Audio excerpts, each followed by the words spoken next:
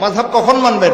যখন কোরআনে সুস্পষ্টভাবে পাইবেন না। মাযহাব কখন মানবেন? যখন হাদিসে সুস্পষ্টভাবে সমাধান পাইবেন না। মাযহাব কখন মানবেন? যখন সাহাবায়ে কেরামের জামাতের আমলের মাপকাঠির মধ্যে সুস্পষ্ট সমাধান খুঁজে পাইবেন না, তখন আইম্মায়ে মুজতাহিদিনের সমাধান দেখতে হবে। ওইভাবে মাযহাব মানলে আপনার মাযহাব মানা সঠিক। কিন্তু আমাদের সমাজের প্রায় মাযহাবিরা বেঠিক মাযহাব পালন করে। কিভাবে? কোরআন জানার দরকার নাই, বুঝারও দরকার নাই। হাদিস জানার দরকার নাই, বুঝারও দরকার নাই। সাহাবায়ে কেরামের জামাতের মাপকাঠি জানার দরকার নাই, বুঝারও দরকার নাই। আমি শুধু মাসালা মাসাইলের কিতাব পড়বার, দিন পালন করে জীবন পার। এটার নাম সঠিক মাযহাব পালন নয়। আপনি মাযহাবের এই দিন বানায় ফেলছেন।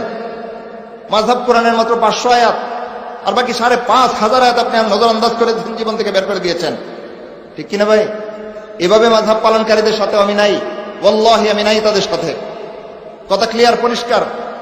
আমি ওই সমস্ত মাযহাব পালনকারীদের সাথে আছি যারা কোরআন থেকে সমাধান নেয়, সুস্পষ্টভাবে না পাইলে হাদিস থেকে সমাধান নেয়, হাদিসে সুস্পষ্টভাবে না পাইলে সাহাবায়ে কেরামের জামাত থেকে সমাধান নেয়, সাহাবায়ে কেরামের জামাতের মধ্যেও যদি সুস্পষ্ট সমাধান না থাকে, আইম্মায়ে মুজতাহিদিন যেই সমাধান দিয়েছেন তারপরে চতুর্থ ধাপে এসে আইম্মায়ে মুজতাহিদিনের সমাধান নেয়। আমি ওই ধরনের মাযহাব পালনকারী একজন হানাফি আলেম।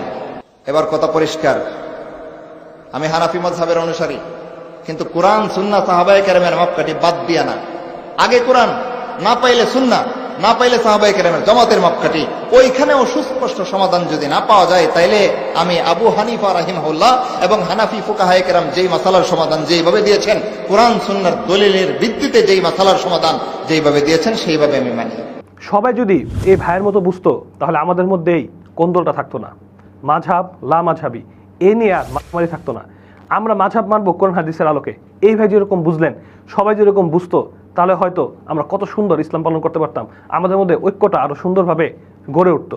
কিন্তু আফসোস, আমরা অনেকেই গোলামি করার কারণে আমাদের মধ্যে ফাটল ধরেছে, আমাদের মুসলিম উম্মার মধ্যে ফাটল ধরেছে, এবং এই ফাটলের সুযোগ নিচ্ছে অন্যরা।